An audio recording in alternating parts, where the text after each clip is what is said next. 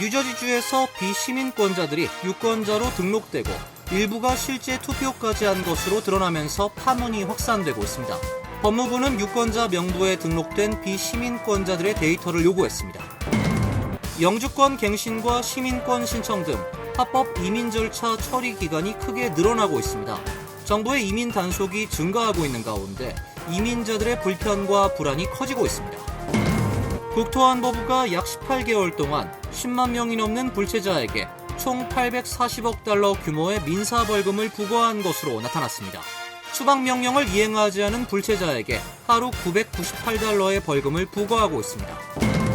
연방의회가 모든 아동과 청년에게 무상 공공건강보험 혜택을 제공하는 파격적인 법안을 추진하고 있습니다. 미국의 무보험 아동 비율은 전체 아동의 6%로 최근 10년 사이 가장 높은 수준을 기록하고 있습니다. 뉴욕 한인회관 재개발 추진위원회가 공식 출범했습니다. 위원회는 모든 과정을 투명하게 공개하고 거듭된 검증과 신중한 판단을 거쳐 사업을 추진하겠다고 밝혔습니다. 이상은 오늘의 주요 뉴스입니다. 시청자 여러분 안녕하십니까? KBN 뉴스입니다. 뉴저지주에서 비시민권자 6,600명이 유권자로 등록되고 이들 중 일부가 실제 투표까지 한 것으로 드러나면서 파문이 확산되고 있습니다. 법무부는 유권자 명부에 등록된 비시민권자들의 데이터를 요구했고 뉴저지 주지사는 정치적인 도구로 이용하고 있다고 반발했습니다. 김규진 기자가 보도합니다. 연방법무부 민권국은 어제 미키 셰를 뉴저지 주지사에게 보낸 서한에서 지난 2023년부터 2024년까지 실수로 유권자 명부에 등록된 비시민권자 약 6,600명의 성명, 국적 및 주소와 이 중 실제로 투표에 참여한 400명의 투표 시기와 장소 등을 제출하라고 요구했습니다. 이에 대해 셰릴 주지사 대변인은 트럼프 행정부가 법무부를 정치적 도구로 이용하고 있다고 비난하며 셰릴 주지사가 뉴저지 주민들의 개인정보를 보호하기 위해 가능한 모든 법적 수단을 동원할 것임을 분명히 해왔다고 밝혔습니다. 셰릴 주지사는 지난 21일 성명을 통해 유권자 명부 오류가 발생해 약 6,600명의 비시민권자가 2024년 대선을 앞두고 잘못 등록된 사실을 공개했습니다. 그는 심각한 소프트웨어 오류로 인해 발생한 사건이라며 잘못 등록된 이들 가운데 실제 투표에 참여한 사람은 400명 미만이라고 설명했습니다. 셰릴 주지사는 이번 사태의 책임 소재를 전임 필머피 주지사 행정부와 차량국 소프트웨어 관리 업체에 돌리면서 몇 년 전 해당 문제가 발생했을 때 아무도 문제를 제기하거나 책임을 묻지 않는 것은 용납할 수 없다고 말했습니다. 그러나 소프트웨어 업체는 유권자 등록 자격 확인에 대한 최종 책임은 주선거관리위원회에 있다고 반박했습니다. 뉴저지 공화당은 지난 2018년 머피 주지사의 서명으로 시행된 운전면허증 신청 과정에서 유권자 등록 절차와 연계하는 주법과 2021년 제정된 신분에 관계없이 운전면허증 취득을 허용하는 주법 등을 문제 삼고 있습니다. 공화당은 특히 차량국의 유권자 등록 시스템과 관련해 안전장치 마련을 지속적으로 요구했으나 거부당했다면서 뉴저지 민주당은 선거에 대한 신뢰를 훼손해왔다며 총공세를 벌이고 있습니다. KBN 뉴스 김규진입니다. 트럼프 대통령이 조지아주를 방문해 2020년 대선 부정선거 주장을 되풀이했습니다. 대통령은 유권자 등록과 투표자 신원 확인을 강화하는 법안 처리를 촉구했습니다. 워싱턴 포스트에 따르면 트럼프 대통령은 어제 세이브 아메리카법을 통과시켜야 한다고 거듭 주장했습니다. 트럼프 대통령은 상원이 법안 처리에 필요한 60표를 확보하지 못하고 있다며 존 튠 상원 공화당 원내대표를 비판했습니다.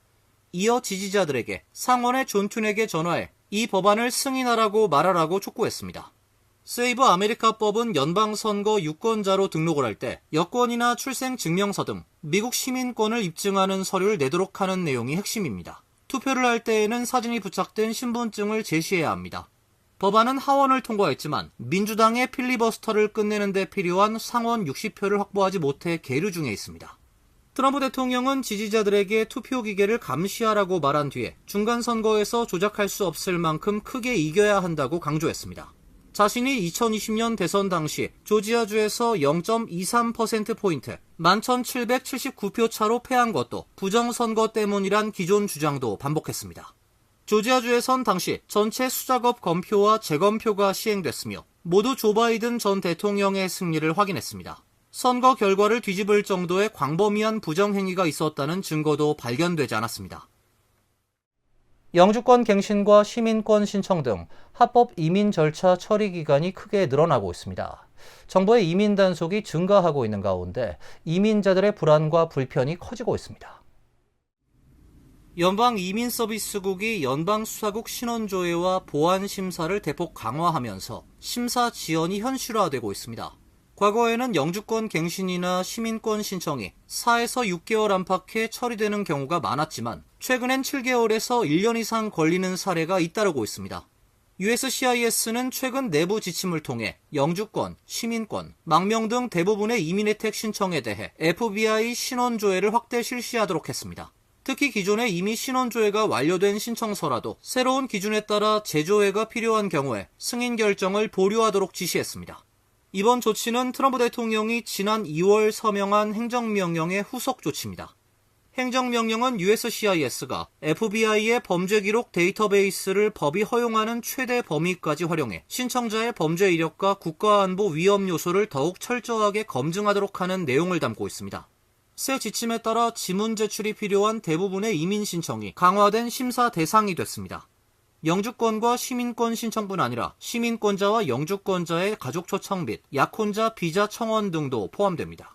USCIS는 새로운 보안 심사가 완료될 때까지 승인 결정을 내리지 않도록 했으며 반대로 기각 사유가 명확한 사건은 추가 조회 없이 불허할 수 있도록 했습니다. 강화된 심사에서는 미국 내 범죄 기록뿐 아니라 출신국 범죄 이력, 과거 이민 기록, 허위 진술 여부 등을 교차 검증하는 것으로 알려지고 있습니다. 일부 신청자에 대해서는 추가 보안 심사가 진행되면서 처리 기간이 더욱 길어질 수 있다는 전망도 나오고 있습니다. DHS가 트럼프 대통령 취임 후 약 18개월 동안 10만 명이 넘는 불체자에게 총 840억 달러 규모의 민사벌금을 부과한 것으로 나타났습니다. 추방명령을 이행하지 않은 불체자에게 하루 998달러의 벌금을 부과하고 있습니다.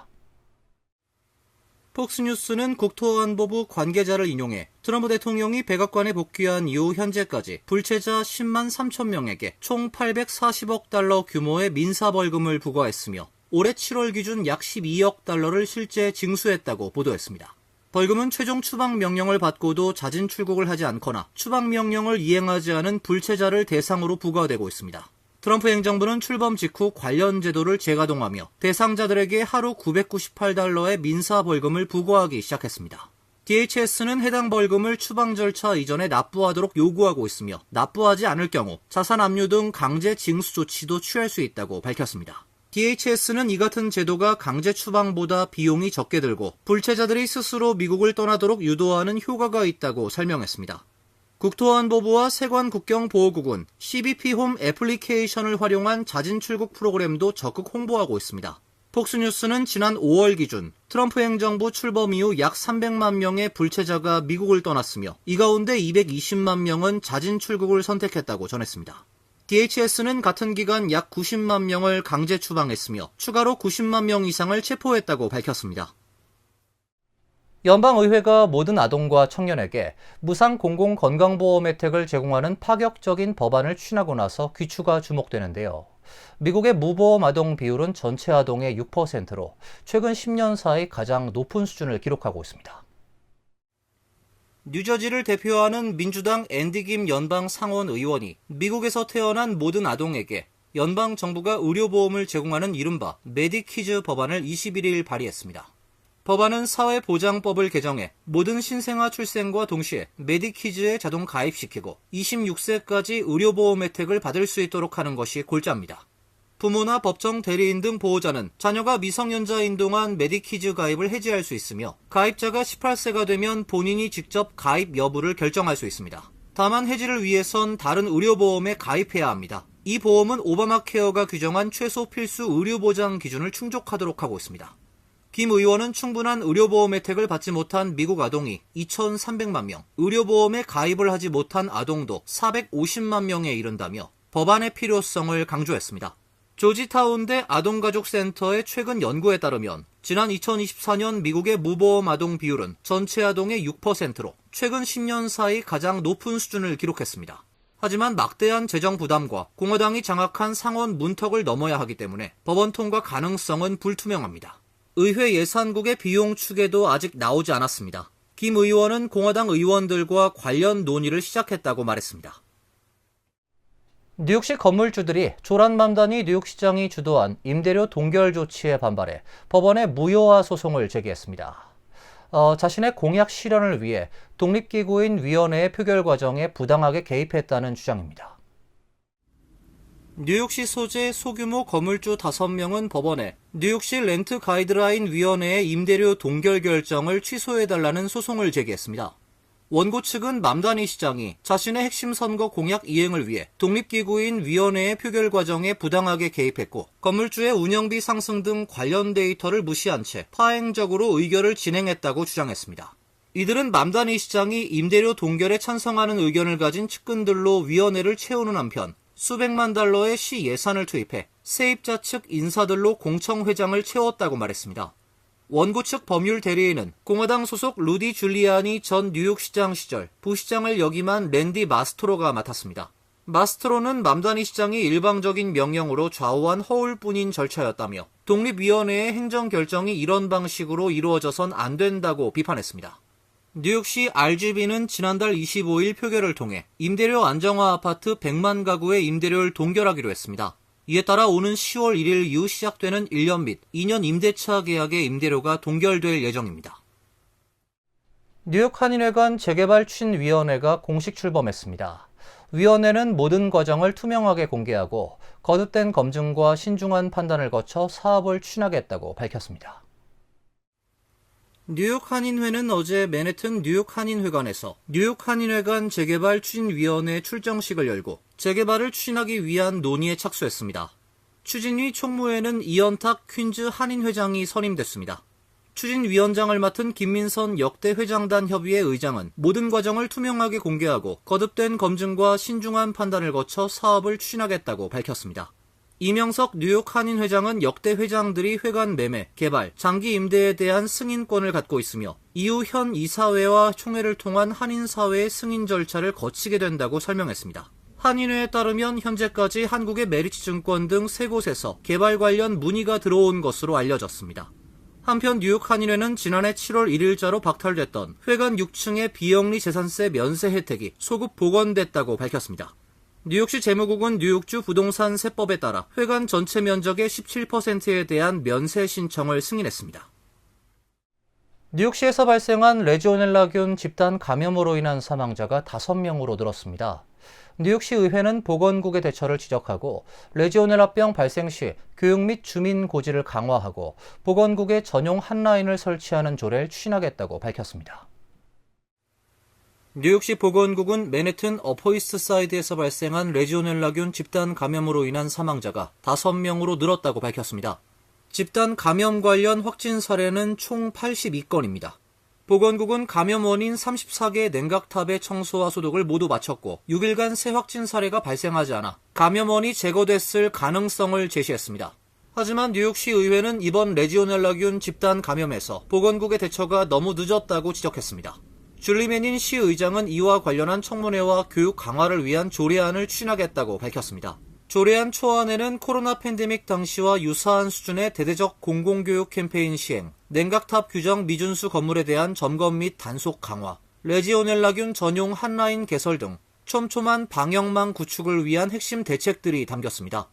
매닌 시 의장은 사망자가 속출하고 있는데도 시 보건국이 집단 발병 지역에 대한 선제적 소독 조치에 나서지 않고 있는 것이 가장 우려스럽다며 오는 9월 관련 청문회를 개최해 책임을 따져 물을 계획이지만 이에 앞서 감염병 확산을 막기 위한 의회 차원의 대응책 마련을 위해 조례안을 마련하게 됐다고 밝혔습니다. 시 의장에 따르면 뉴욕 시내 건물 25% 이상이 30일에 한 번씩 하도록 한 냉각탑 박테리아 검사 규정을 준수하지 않고 있습니다. 이어서 간추린 소식입니다. 연방 하원은 어제 1조 1,500달러 규모의 국방 예산을 담은 2027 회계연도 국방 수건 법안을 찬성 216표, 반대 212표로 통과시켰습니다. 공화당에선 7명을 제외한 전원이 찬성표를 던졌고 민주당에선 6명을 제외한 전원이 반대했습니다. 민주당은 트럼프 대통령과 공화당이 사회복지 예산을 대폭 삭감하면서 국방 분야에는 막대한 재정을 투입하는 데 반대한다는 입장을 보였습니다. 반면 공화당은 이란전 수행을 뒷받침하고 방어체계 개선과 군장비 구매, 장병급여 인상 등을 위해선 이 같은 규모의 예산이 필요하다 밝혔습니다. 법안엔 주한 미군 수를 28,500명 아래로 감축할 수 없도록 예산 사용을 제한하는 내용도 담겼습니다. AP통신에 따르면 내일로 예정됐던 캐나다 온타리오주 윈저와 미국 미시간주 디트로이트를 잇는 고디하우 국제대교 개통식이 무산됐습니다. 당초 양국 주요 인사들이 대교 중간에서 만나 개통을 기념하는 공동행사를 한다는 계획이었지만 개통식은 양국 간 관세 갈등으로 결국 취소됐습니다. 트럼프 대통령은 이번 주 초 캐나다산 제품 대다수의 50%의 관세를 부과한다고 발표를 했습니다. 캐나다 정부는 미국 측의 관세 위협을 고려해 볼 때 양국이 대교 개통 공동 기념식을 가지는 것은 부적절하다고 밝혔습니다. 양국 관계자들은 개통식 취소와는 상관없이 예정대로 대교가 오는 27일 개통될 것으로 기대를 하고 있지만 개통 여부도 확정되지 않았습니다. 위스콘신주 메디슨에서 어제 흑인 남성이 경찰 체포에 저항하며 몸싸움을 벌이던 중 총에 맞아 숨지는 사건이 발생했습니다. 목격자가 촬영해 온라인에 공유한 영상엔 교차로에서 경찰관들이 한 남성과 몸싸움을 하다가 테이저건을 발사하는 장면이 담겼습니다. 영상엔 칼을 들었다는 여러 차례의 고성도 들렸습니다.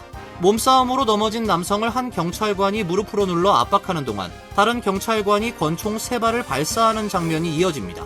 존 패터슨 메디슨 경찰청장은 아직 온라인에 공개되지 않은 추가 영상이 더 있다며 대중에게 섣부른 결론을 내리지 말아달라고 당부했습니다. 독립적인 조사를 진행할 것이라며 해당 경찰관 4명에겐 직무 정지 처분을 내렸다고 밝혔습니다. 한인 한국계 은행을 사칭해 개인정보와 금융정보를 빼내려는 전화사기가 기승을 부리면서 각별한 주의가 요구되고 있습니다. 한인은행 관계자들에 따르면 지난 3월경부터 은행 직원을 사칭한 전화를 받았다는 문의가 영업점에 잇따르고 있습니다. 은행 고객뿐 아니라 거래 관계가 없는 한인들도 은행 직원이란 사람에게 연락이 왔는데 의심스럽다며 대표 번호로 다시 전화해 사실 여부를 확인하는 사례도 크게 늘었습니다. 사기범들은 주로 사회보장 번호와 생년월일, 계좌, 신용카드 정보 등 개인정보를 요구하는 것으로 전해졌습니다. 일부 은행들은 정기적으로 고객에게 이메일을 보내는 등 주의를 당부하고 있습니다. 환율과 증권 소식입니다.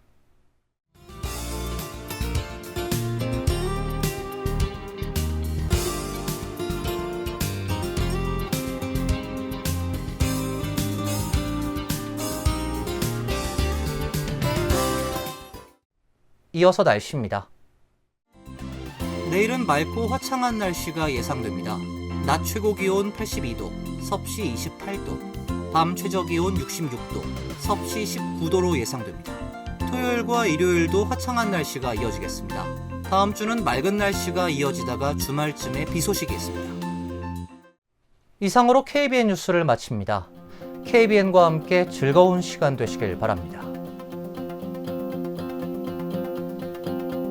동부 최대 한인방송 KBN이 제작하는 KBN 뉴스는 웹사이트 mykbn.com 그리고 유튜브와 페이스북에서 다시 보실 수 있습니다. 좋아요, 구독, 알림 설정은 뉴스 제작에 큰 도움이 됩니다.